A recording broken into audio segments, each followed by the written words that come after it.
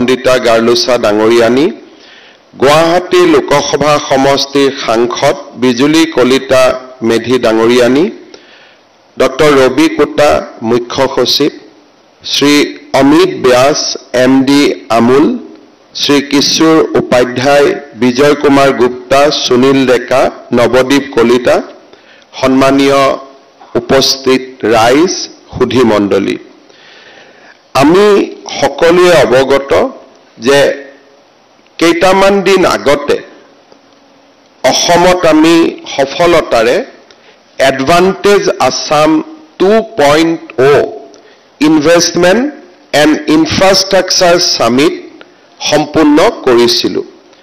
প্ৰধানমন্ত্ৰী নৰেন্দ্ৰ মোদী ডাঙৰীয়াৰ উপস্থিতিত আৰু দেশৰ বিভিন্ন উদ্যোগপতিসকলৰ অংশগ্ৰহণৰ মাজেৰে আমি এডভান্টেজ আসাম 2.0 ৰাষ্ট্ৰীয় প্ৰেক্ষাপটত অসমৰ উদ্যোগীকৰণৰ এটা পৰিৱেশ নিৰ্মাণত সফল হৈছিলোঁ। সেই সন্মিলনতে আমি বিনিয়োগ আৰু ইনফ্ৰাষ্ট্ৰাকচাৰ আন্তঃগাঁথনি, ইনভেষ্টমেণ্ট এণ্ড ইনফ্ৰাষ্ট্ৰাকচাৰ, বিনিয়োগ আৰু আন্তঃগাঁথনি, এই দুইটা শিতানত সৰ্বমুঠ 5,18,000 কোটি টকাৰ বুজাবুজিৰ চুক্তি স্বাক্ষৰ কৰিছিলোঁ। আমি এটা মনত ভাবিছিলোঁ যে যিসকল সিৰিয়াছ প্লেয়াৰ নহয়, ইনভেষ্টমেণ্ট সামিটত বুজাবুজিৰ চুক্তি সহি কৰাৰ পিছত উদ্যোগ স্থাপন কৰিবলৈ আগবাঢ়ি নাহিব, তেনে বহুত প্ৰস্তাৱক আমি সেই সময়তে একাষৰীয়াকৈ ৰাখিছিলোঁ, যাতে বাস্তৱ আৰু MOUৰ মাজত বৃহৎ পাৰ্থক্য থাকি নাযায়। কেইটামান দিন আগতে হৈ যোৱা এই ইনফ্ৰাষ্ট্ৰাকচাৰ সামিটৰ পিছত বা ইনভেষ্টমেণ্ট সামিটৰ পিছত আমি লাভ কৰা সফলতা কেইটামানৰ বিষয়ে আপোনালোকক মই ক'ব বিচাৰিছোঁ। প্ৰথমতে আমি যদি ইনফ্ৰাষ্ট্ৰাকচাৰলৈকে চাব যাওঁ, যোৱা কেইটামান মাহৰ ভিতৰত ইনফ্ৰাষ্ট্ৰাকচাৰ শিতানত 3টা বৃহৎ ঘোষণাক আমি বাস্তৱলৈ ৰূপান্তৰ কৰিবলৈ সক্ষম হৈছোঁ। এটা ঘোষণা আছিল গুৱাহাটীৰ ৰিং ৰোড, লগতে নাৰেংগী কুৰুৱাৰ দলং। অহা 8 ছেপ্টেম্বৰত প্ৰধানমন্ত্ৰী নৰেন্দ্ৰ মোদী ডাঙৰীয়াই 7,800 কোটি টকাৰ ব্যয়েৰে এই প্ৰকল্পৰ শুভাৰম্ভণি কৰিব। ইয়াৰ পিছত আন এটা বৃহৎ ঘোষণা আছিলে গুৱাহাটী আৰু শিলচৰৰ মাজত express highway, access control access highway. ইতিমধ্যে ভাৰত চৰকাৰৰ কেবিনেটে 23,000 কোটি টকাৰ এই আঁচনি মঞ্জুৰ কৰিছে আৰু খুব সোনকালে ইয়াৰ নিবিদাৰ প্ৰক্ৰিয়াও আৰম্ভ হ'ব। অৰ্থাৎ এডভান্টেজ আসাম 2.0ৰ পিছত আমি 30,000 কোটি টকাৰ ইনফ্ৰাষ্ট্ৰাকচাৰ প্ৰমিছ আমি এতিয়ালৈকে বাস্তৱত ৰূপান্তৰ কৰিবলৈ সক্ষম হৈছোঁ। অনাগত দিনত এই সংখ্যা আৰু বাঢ়ি যাব। আমি ইতিমধ্যে কেইবাটাও গুৰুত্বপূৰ্ণ প্ৰকল্পৰ ক্ষেত্ৰত বহুখিনি আগবাঢ়ি গৈছোঁ আৰু মই বিশ্বাস কৰোঁ যে যি ধৰণে আমি প্ৰতিশ্ৰুতি বা ঘোষণা আমাৰ সন্মুখত আছিল, তাক আমি বাস্তৱত ৰূপায়ণ কৰিব পাৰিম। এতিয়া আমি আহিব খুজিছোঁ ইনভেষ্টমেণ্ট। ইনভেষ্টমেণ্ট শিতানত আমাক বহুকেইটা উদ্যোগ আৰু ৰাজহুৱা খণ্ড আৰু ব্যক্তিগত খণ্ড দুইটাৰ ফালৰ পৰা বুজাবুজিৰ চুক্তি স্বাক্ষৰ কৰা হৈছিল। ইনভেষ্টমেণ্ট সামিটত যেতিয়া আমি বুজাবুজিৰ চুক্তি স্বাক্ষৰ কৰোঁ, সি হ'ল জেনেৰিক, অৰ্থাৎ আমি অসমত উদ্যোগ এটা স্থাপন কৰিব বিচাৰিছোঁ। বাইণ্ডিং বা তাত চুক্তি নাথাকে যে মাটি ক'ত, ইনভেষ্টমেণ্ট ক'ত, ইনচেন্টিভ কি, এই কথাবিলাক নাথাকে। সেইবাবে বুজাবুজিৰ চুক্তিখনক লৈ কোনোবাই যদি নকৰেও আমি তাত একো বিশেষ মাত মাতিব নোৱাৰো কিন্তু যেতিয়া ইনভেষ্টমেন্টৰ প্ৰপ'জ এমঅইউ সমূহ আমি বাইন্ডিং এমঅইউ লৈকে ৰূপান্তৰ কৰো তেতিয়ালে আমি বুজি পাওঁ যে এতিয়া নেক্সট ষ্টেপটো হল ভূমি পূজন বা উদ্বোধন আমি এটা নিৰ্দিষ্ট পথত আগবাঢ়ি গৈছো আজি আমাৰ বাবে এটা আনন্দৰ দিন এডভান্টেজ অসমৰ সময়ত স্বাক্ষৰ কৰা এমঅইউ বিলাকৰ ভিতৰত 22,900 কোটি টকাৰ 20টা প্ৰকল্পক আজি আমি এটা এক্সিকিউশন ষ্টেজলৈকে আনিবলৈ সক্ষম হৈছো ইয়াৰ ভিতৰত আমি পেপাৰ নিৰ্মাণৰ কাৰণে পাল্প আৰু স্পেচিয়েলিটি পেপাৰ নিৰ্মাণৰ বাবে Kohinoor pulp and paper limited আৰু আৰপিএন স্পেচিয়েলিটি পেপাৰ লিমিটেডৰ লগত 1,800 কোটি টকাৰ আজি আমি বাইন্ডিং এমঅইউ কৰিছো আৰু মই কবলৈ পাই ভাল পাইছো যে ইতিমধ্যে নিৰ্মাণৰ কাম আগবাঢ়ি গৈছে ইয়াত ইট ইজ কোনোবা যদি যায় they can see that in the field ইয়াৰ পিছত এছকেজে ক্লিন এনভাইৰনমেন্ট ভেঞ্চাৰ তেওঁলোকে ওয়েষ্ট ৰিসাইকেল কৰিব 137 crores project আজি আমি চুক্তি কৰিছো কিন্তু by December it will be ready for inauguration আমি ভিজুৱেলটো দেখুতে আমি দেখিছো যে ইয়াত কনষ্ট্ৰাকচনো চলি আছে it is in the early stage of completion ইয়াৰ পিছত আমি মেথাসন্স হাইড্ৰোজেন বুলি এটা কোম্পানী লগত আজি আমি বুজাবুজিৰ চুক্তি স্বাক্ষৰ কৰিছো this company originally is from Japan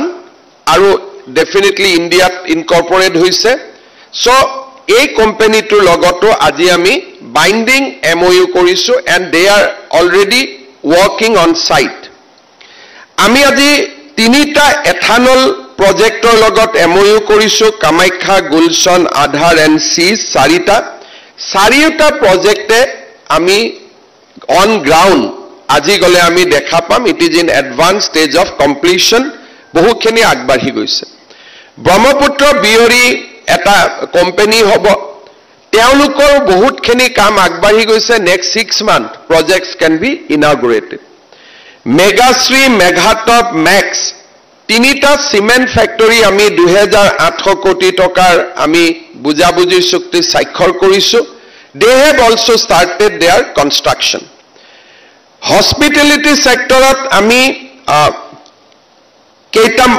কেইবাটাও প্ৰকল্প আজি সহি কৰিছো হিলটন হোটেল জেডব্লিউ মেৰিয়টছ এই চাৰিটা প্ৰকল্প ডাউনটাউন জোনালী সেলেজা এই তিনিটা প্ৰজেক্ট ইতিমধ্যে এডভান্স ষ্টেজেছ অফ কনষ্ট্ৰাকচনলৈকে আগুৱাই গৈছে জাগিৰোডত টাটা গেটৱেৰ প্ৰকল্প আজি আমি এমঅইউ কৰিছো আৰু টাটাৰ ডাঙৰ প্ৰজেক্ট কাখত চলি থকা কাৰণে স্বাভাৱিকতে এই প্ৰজেক্টটো খুব ইম্পৰ্টেন্ট প্ৰজেক্ট এণ্ড আমি ইয়াক কমপ্লিশন পৰ্যায়লৈকে লৈ আহিছো এছজেভিএন এখেতসকলৰ লগত আমাৰ অনগোয়িং প্ৰজেক্ট চলি আছে তেজপুৰ আৰু বিলাসীপাৰাত আজি নতুন কৰি আৰু 200 মেগাৱাট সোলাৰ পাৱাৰৰ বাবে আমি বুজাবুজিৰ চুক্তি সহি কৰিছো 1 megawatt যদি আমি কৰো ইট কষ্ট আস অলমোস্ট 5 crores 1000 কোটি টকাৰ আজি আমি বুজাবুজিৰ চুক্তি সহি কৰিছো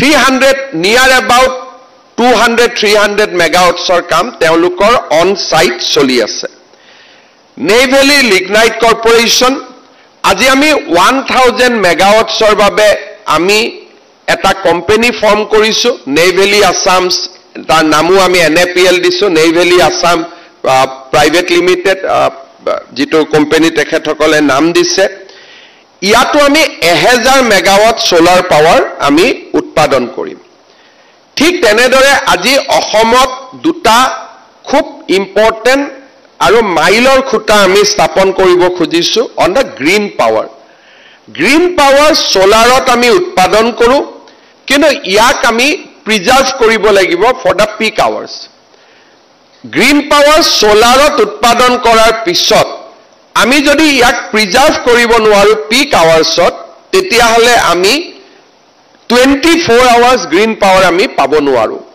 today we have signed to binding MOU one with ONGC Tripura Power Corporation Limited তেখেতসকলে ব্যাটাৰীত দিনত উৎপাদন হোৱা সোলাৰ তো ব্যাটাৰীত সংৰক্ষণ কৰি ৰাতি ব্যৱহাৰৰ কাৰণে আমাক এৰি দিব we have signed a very important MOU today আৰু তেখেতসকলে ইতিমধ্যে টেন্ডাৰৰ কামত আগবাঢ়ি গৈছে they are in advanced stages of completion ইয়াৰ পিছত with NEPCO Kopili hydro power projects আছে কিন্তু আজি অসমত আমি ফাৰ্স্ট পাম্প ষ্টৰেজ প্ৰজেক্ট মানে দিনত যেটো সোলাৰ পাৱাৰ উৎপাদন হ'ব সেই সোলাৰ পাৱাৰত তেওঁলোকে পানীৰ মাজেদি দিনটো সাৰ্কুলেশন কৰি সংৰক্ষণ কৰিব ওপৰত এটা তেওঁলোকৰ ট্যাঙ্ক থাকিব তলত এটা ট্যাঙ্ক থাকিব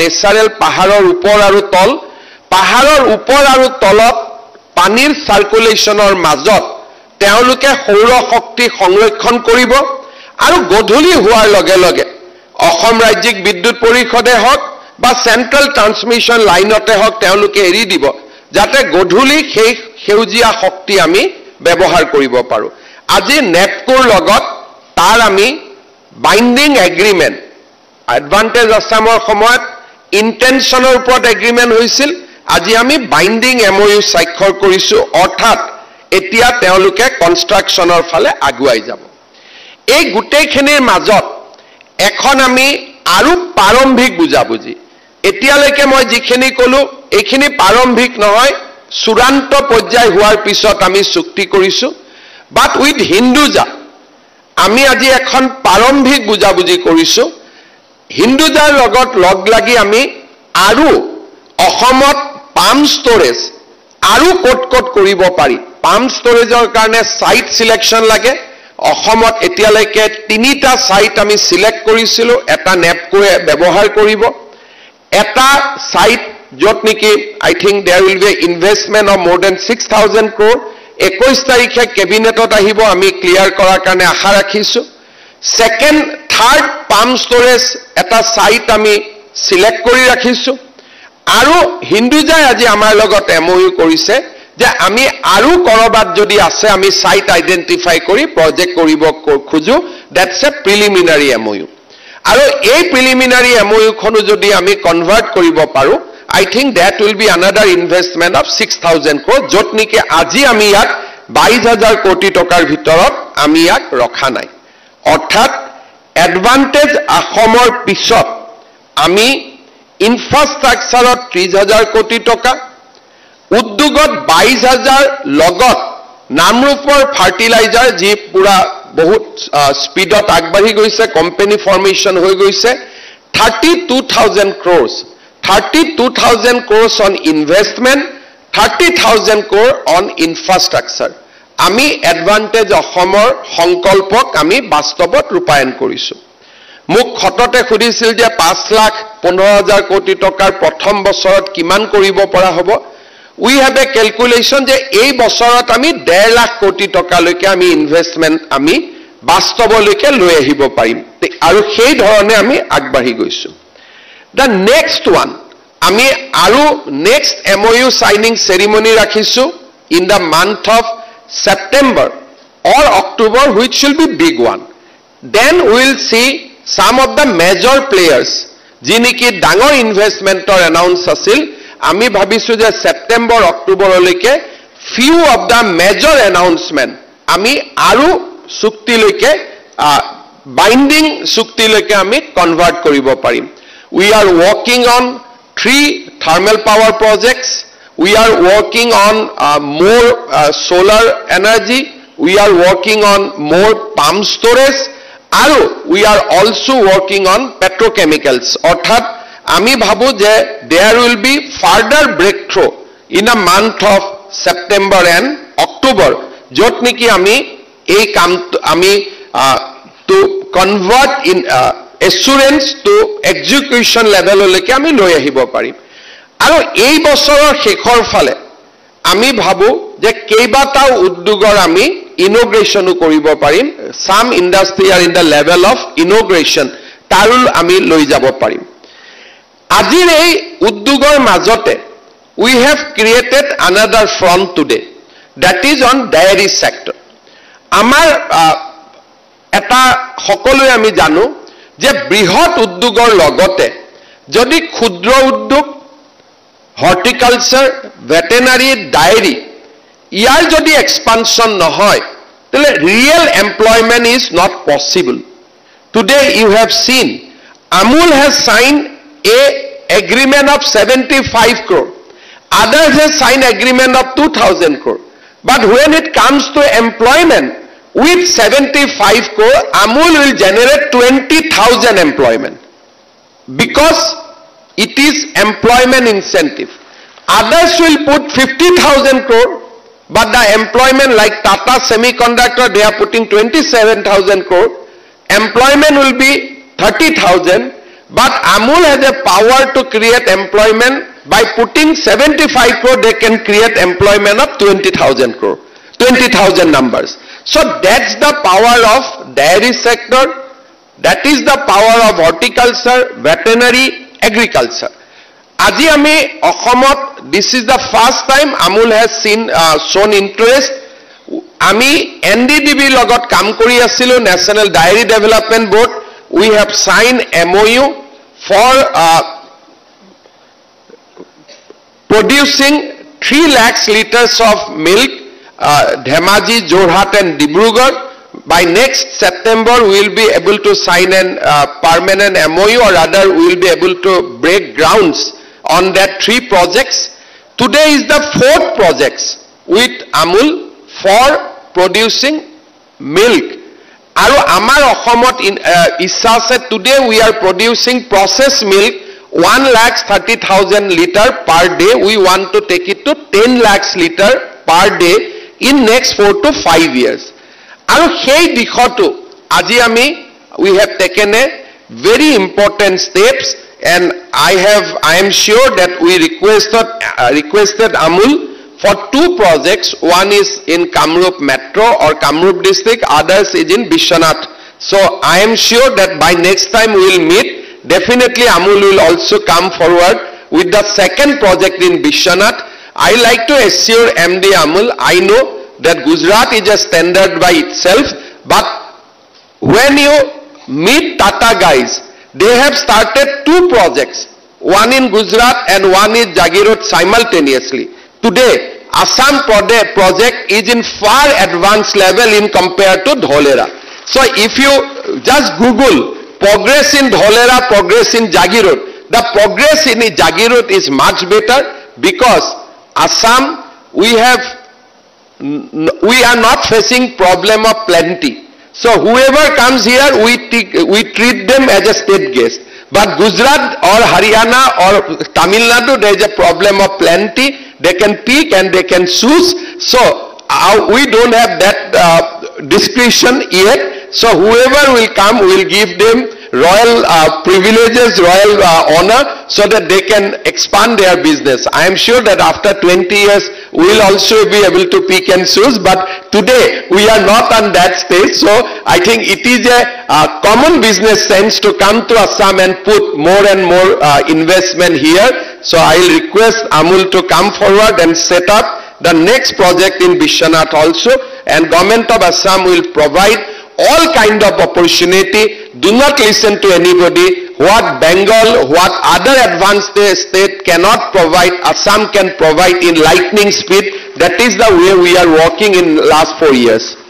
now coming to the next level industry investment infrastructure but for a country like India idea is more important jodi idea generate nohoy and jodi we work only in already invented space then we will be beaten by the advanced country today because of idea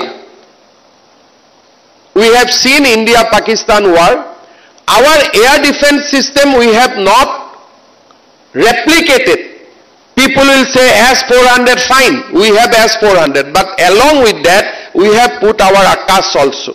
So our air defense system now based in the world because indigenous effort is also there along with the already existing knowledge. So India has a unique opportunity of blending existing knowledge along with our own innovation. So innovation is the key for any state to progress. That is why in the last budget we have created a new ministry, new department called Startup and Innovation. Now under that department today we are giving grants to our startups, and I can vouch that our startups are really doing good. Lot of patent has already been signed. From the idea, it is now in the proof of concept. From proof of concept, people are in acceleration model, and people has also signed patent. Today we will see 24 young Assamese guy and our future who has received grant for the department today. We have a plan to actually expand the footprint of this department so that every colleges and universities of Assam become a harbinger of new ideas, new innovations. Today, this is the beginning. We want to take it to the next level. Aji ami Asomor 24টা startup Masi grant, proof encouragement for proof of concept, patent. Amar Asomor lora soalie kiman patentot agbahi goise, nijor concept korise, tak byabaharik bhabe proyog korise, aru aji patentoloike jabo parise. And bahut Asomor bahiror lora soali aji Asomot ahi Asomor incubation centerot kam koribor kane agroh prokash korise, because they have seen clearly advantage of being in Assam. So these are very, very positive news. Ami Asomor raijok protisruti disilu je Asomok ami eta uddogikoronor khetrot ekhon সমৃদ্ধ ৰাজ্যলৈ ৰূপান্তৰ কৰিম. We are doing lot of activities. We are creating a good land banks so that when industry come, they do not have to wait. We are doing lot of infrastructure development to the land banks. We are creating more infrastructure so that our grid is stabilized. We do not have a problem of power. So you will see in the next level, in September and October, you will see certain big names who has announced projects during the Advantage Assam will come to the stage with execution understanding, with execution memorandum of understanding, and we are moving in that lightning speed. After Advantage Assam, we are reviewing all the commitments almost weekly basis, daily basis, and we are working in right earnest, and we are also trying to ensure that industry which are coming to Assam, they are not facing problem of lands. Moi Asomor raijok etai অনুৰোধ কৰিম যে আজি আমাৰ ৰাজ্যখনৰ বহু যুৱক ভাৰতৰ বিভিন্ন ৰাজ্যত 7,000-8,000 টকা দৰমহাত কাম কৰে. মোৰ অফিসত ইয়াত মোৰ প্ৰিন্সিপাল সেক্ৰেটাৰী আছে, সকলো আছে. Every day we get information যে অমুক লৰাজন কেৰালাত মৃত্যু হল, অমুক লৰাজনৰ তামিলনাডুত মৃত্যু হল, অমুক লৰাজনৰ কৰ্ণাটকত মৃত্যু হল. প্ৰথমতে আমাক অনুৰোধ কৰে যে ডেড বডি লৈ আহিব পাৰো নেকি, আমি সহায় কৰো. কিন্তু এটা সময়ত মাক বাপেকে আমাক কয় যে ঠিক আছে লৈ আহিব নালাগে, তাতেই সংস্কাৰটো কৰাই দিয়াব লাগে. সো যেতিয়ালৈকে 7,000-8,000 টকাত আমাৰ ল'ৰা ছোৱালী অসমৰ বাহিৰত কাম কৰিব গৈ থাকে, আমাৰ ৰাজ্যখনৰ পৰিৱৰ্তন হ'ব নোৱাৰে. উদ্যোগপতিসকলক নাম লৈ গালি পৰা, দিছ ইজ এ ফেশ্বন. আদানীক গালি পাৰিলো, আম্বানীক গালি পাৰিলো, ফাইন. কিন্তু হোৱাট ইজ দ্য অল্টাৰনেটিভ? যদি আমাৰ ল'ৰা ছোৱালী আদানী আম্বানীৰ 7,000 টকাৰ চাকৰি কৰিব কেৰালাত যাবই লাগে, যদি মুম্বাইত যাবই লাগে, যদি কৰ্ণাটকত যাবই লাগে, then why not you bring that Adani Ambani to Assam itself? যদি তাতে গৈতো তাতেই কাম কৰি আছে আল্টিমেটলি. অসমৰ today more than 20 lakhs young boys are working outside Assam in a salary of 7 to 8,000 rupees per day. অসমৰ পৰা যোৱা ল'ৰা কোনো লেবাৰ ল নাই, কোনো প্ৰটেকশ্যন নাই, কোনো social protection নাই, they are without guardians. মই সংবাদ মাধ্যম অসমৰ বুদ্ধিজীৱী সকলকো কম, do not fall into the trap of eternal young leader of Indian politician, Indian politics. He is a eternally youth leader. We have grown, we become 55 years, but he will not grow. He will be always a youth leader. Now do not fall into his trap, because for us, the life and the future of that 20 lakhs young boys who are working outside Assam, they are more important than this eternal youth leader of Indian politics. So, ami karubar trapot poribo nalage. Aji Gujarat trapot nopora karne. Gujarat is the one of the prosperous state of country. Tamil Nadu trapot nopora karne. They are the one of the most prosperous state in the country, because তেওঁলোকে decide কৰিছিল যে আমি ট্ৰেপত নপৰো। আমিও যদি ট্ৰেপত নপৰো আৰু উদ্যোগপতিসকলক আমি যদি আদৰণি জনোৱা এটা সংস্কৃতি অসমত নিৰ্মাণ কৰিব পাৰো, we will be the future of India. যেনেকে প্ৰধানমন্ত্ৰীয়ে কয়, the new engine of growth, that is the any state. আমি আমাৰ হাতাম পুৰুষীয়া ভাৱনা, কল্পনা, চিন্তা ইয়াক ত্যাগ কৰিব লাগিব। কলিকতাত গৈ কোনোবা এখন 5 ষ্টাৰত এটা ল'ৰা অসমীয়া ল'ৰাই কাম কৰাতকৈ সেইখন 5 ষ্টাৰ কাজিৰঙাত হ'লে সেইজন অসমীয়া ল'ৰাই ঘৰৰ কাষত বহি চাকৰি কৰিব পাৰিব, মাক দেউতাকে সদায় ল'ৰাজনক চাব পাৰিব, সোশ্যাল সিকিউৰিটি পাব। চাকৰি কাৰণেতো আল্টিমেটলি ল'ৰাজনে ক'বাত যাবই লাগিব। So why not he stayed in Kaziranga? Why not he stayed in Manas instead of going to Kerala and Tamil Nadu? আজি অসমৰ ভাৰতৰ যি হোটেলতে নাযাওক কিয়, ফ্ৰণ্ট ডেস্কখনত অসমীয়া ল'ৰা ছোৱালী বহি থাকে। ই আমাৰ বিফলতাৰ প্ৰতীক। তাৰমানে অসমত এনেকুৱা হোটেল নাই নহয়, বোলে নাই, সেইকাৰণে ইয়াত আহিছো। যদি আমি যাবই লাগে, কৰিবই লাগে, why not we do it in Assam? কাৰণ অসমত পটেনচিয়েল আছে। মই ভাবো the ideology of left and liberal are obsolete, because নদী আৰু সাগৰৰ পানী কেতিয়াও পিছলৈকে ঘূৰি নাযায়। এজন ল'ৰাই লেফ্ট হ'ব পাৰে ষ্টুডেণ্ট হৈ থাকোঁতে, কিন্তু যিদিনাখনে চাকৰিৰ বয়স হ'ব, he cannot afford to be left unless he is a professional agitationist like we have few. যেতিয়ালৈকে ৰাজনীতিক আৰু আন্দোলনক জীৱনৰ বৃত্তি হিচাপে নলয়, তেতিয়ালৈকে বাওঁপন্থী আইডিয়াৰে কোনো ল'ৰা ছোৱালী আগবাঢ়ি যাব নোৱাৰে। এটা সময়ত তেওঁলোকে জীৱনৰ কঠিন পৰীক্ষাৰ সন্মুখীন হয় আৰু তেওঁলোকে সিদ্ধান্ত লয় যে যি কৰিলো কলেজ ইউনিভাৰ্চিটিত, এতিয়াতো যি টাটাক গালি পাৰিলো, যি আদানীক গালি পাৰিলো, যি আম্বানীক গালি পাৰিলো, তাতেই চাকৰি কৰি হ'লেও ল'ৰা ছোৱালীক আমি ঘৰখন চলাব লাগিব।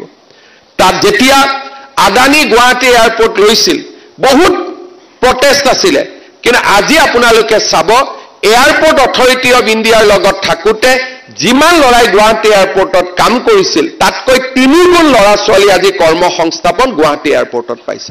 3 times today, এতিয়া মোৰ তাত নতুনকৈ সমষ্টি, now I know 10,000 people are being employed directly in airport, and once we move into a power, উদ্যোগীকৰণে যাক ধনী কৰে, সি পৃথিৱীৰ কোনোবা এখন দেশত গৈ উদ্যোগ কৰিব পাৰে। he can invest money. ট্ৰাম্পেও মাতি আছে, ইউৰোপিয়ান ইউনিয়নেও মাতি আছে, চাইনাও মাতি আছে। if somebody has money in their pockets, they can invest anywhere in India. অসমে তাক ৰখাব নোৱাৰে। আমি অসমত যিমানে লিখা পঢ়া নকৰো কিয়, we cannot change the destiny of the people who have money in their pockets. They will go in some part of the world and they will invest and they will be treated as a royal guest. যেতিয়া সাগৰৰ সোঁত আমি বদলাব নোৱাৰো, নদীৰ সোঁত আমি বদলাব নোৱাৰো, why not we swim along with the river and gets benefit out of it?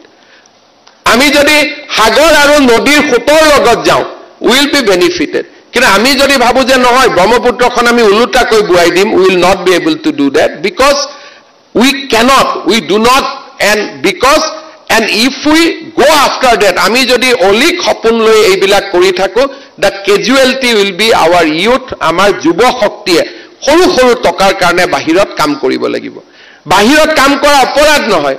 With Japan government we are working, যে আমি 1 লাখ ল'ৰাক অসমৰ পৰা পঠাম জাপানত কাম কৰিবৰ বাবে। But at the salary of 2 lakhs rupees, 50,000, you go outside. But 8,000 টকাৰ কাৰণে আমাৰ ল'ৰা ছোৱালী কিয় যাব? 12,000 টকাৰ কাৰণে কিয় যাব? So that is the spirit আমি নতুন অসমৰ নিৰ্মাণ কৰিব লাগিব, যাতে আমাৰ সৰু সৰু টকা পইচাত কাম কৰা ল'ৰা ছোৱালীবিলাকক আমি অসমত এটা কাঠামো নিৰ্মাণ কৰিব পাৰো, আৰু আজি আমি ৰাজ্যখনত এটা পৰিৱেশ নিৰ্মাণ কৰিব পাৰো। আজি আপোনালোকে জাগিৰোডত যাব, one of the best example, কোনে পাতিছে, nobody is bothered, everybody is waiting যে প্ৰজেক্টটো কেতিয়া কমপ্লিট হ'ব। এটা এজিটেশ্যন নাই, এটা ধৰ্ণা নাই, এটা ধৰ্মঘট নাই। অসমত আমি যিমান নতুন উদ্যোগ আহিব, আমি সমাজখনে যেতিয়া আমি তেওঁলোকক আদৰি ল'ম, তাৰ বেনিফিট টেম্পৰাৰিলি হিমন্ত বিশ্ব শৰ্মাই পাব পাৰে, টেম্পৰাৰিলি বিমল বৰাই পাব পাৰে, but permanent beneficiary will be the youth of Assam. অসমৰ যুৱ শক্তিয়ে তাৰ স্থায়ী যি বেনিফিট হ'ব, they will be the permanent beneficiary of those projects. সেইকাৰণে মই অসমৰ ৰাইজৰ সহায় সহযোগিতা বিচাৰিম। আমি এখন নতুন অসম নিৰ্মাণ কৰিব লাগিব, আৰু মই ভাবো যোৱা কেইটামান দিনত মোৰো আগতে এটা মনত সন্দেহ আছিল যে অসমত ইণ্ডাষ্ট্ৰী আহিব পাৰে নে নাই। অসমৰ বাহিৰত এটা সিচুৱেশ্যন নিৰ্মাণ কৰা হৈছিল যে অসমত ইণ্ডাষ্ট্ৰী আহিলে মানুহে আন্দোলন কৰিব, মানুহে মাটি নিদিয়ে, অসম চৰকাৰে সহযোগ নকৰে, বিষয়াসকলে ফোন নধৰে, অসমত আমি কোনো সুবিধা নাপাওঁ গ'লে, মানুহ অসমত আহিব খোজা নাছিল। In last 2 years, we have changed ourselves, we have become proactive, আৰু all right from bureaucracy to the people, the change we have seen in last 2 years, আমাৰ সমগ্ৰ ভাৰতৰ উদ্যোগপতিসকলৰ মনত এটলিষ্ট অসমত আহক বা নহওক, Assam is now A investment destination, তাক আজি আমি মানুহৰ মনত আমি সংৰোপণ কৰিব পাৰিছোঁ। অসমৰ প্ৰতি যিমান নিগেটিভ এটিচিউড আছিল, আজি আমি পৰিৱৰ্তন কৰিব পাৰিছোঁ। এণ্ড মই বিশ্বাস কৰোঁ যে আৰু 2, 3, 4টা বছৰ আমি যদি এই ধৰণে কাম কৰি যাব পাৰোঁ, সম্পূৰ্ণভাৱে আমি এখন নতুন অসম আমি অসমত নিৰ্মাণ কৰিব পাৰিম। পুনৰ এবাৰ মই সকলোকে ধন্যবাদ জনাইছোঁ। आज जो भी उद्योगपति यहाँ आए हैं और हमारे साथ आप लोगों ने एग्रीमेंट भी किया है, कोई लोगों ने इंडस्ट्री को आगे भी बढ़ा लिया है।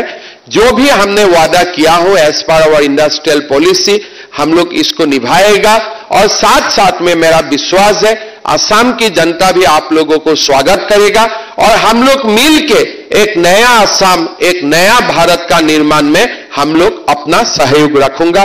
बहुत बहुत धन्यवाद। जय हिंद, वंदे मातरम, भारत माता की जय।